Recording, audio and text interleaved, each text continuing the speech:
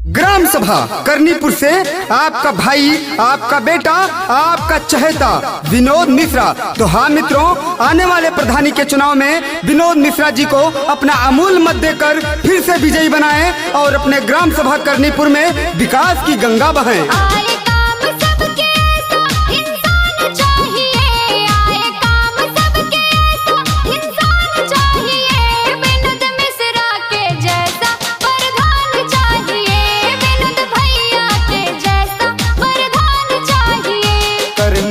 की करे रक्षा वो बलवान चाहिए, करनीपुर की करे रक्षा वो बलवान चाहिए। विनोद मिश्रा की जैसा प्रधान चाहिए, विनोद मिश्रा की जैसा प्रधान चाहिए। विनोद मिश्रा जी का कहना है कि तूफानों से आंख मिलाओ, सैलाबों पे वार करो। तूफानों से आंख मिलाओ, सैलाबों पे वार करो। अरे मल्लाहों का चक्कर छोड़ो, तैर के दरिया पार करो। आपका अपना विकास पुत्र प्रत्याशी, विकास की गंगा बहाने वाला प्रत्याशी विनोद मिश्रा।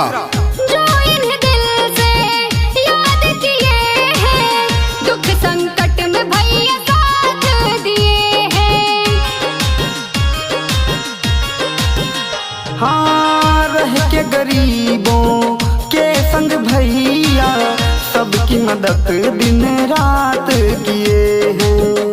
फिर से जीतेंगे चुनाव, मतदान चाहिए। फिर से जीतेंगे चुनाव, मतदान चाहिए। विनोद मिश्रा के जैसा प्रधान चाहिए, विनोद भैया के जैसा प्रधान चाहिए। दिन हो या रात रहते सभी के साथ, छोटा हो या बड़ा सभी से करते हैं मुलाकात हमारे विनोद मिश्रा जी।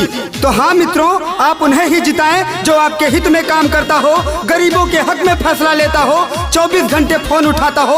आपका भाई विनोद मिश्रा। जो है मुसीबत में घबराते, भैया जी उनको रास्ता दिखाते। हाँ, थाना पुलिस हो या कोई समस्या, भैया जी सबको न्याय है दिलाते। माता बहनों का फिर से वरदान चाहिए, माता बहनों का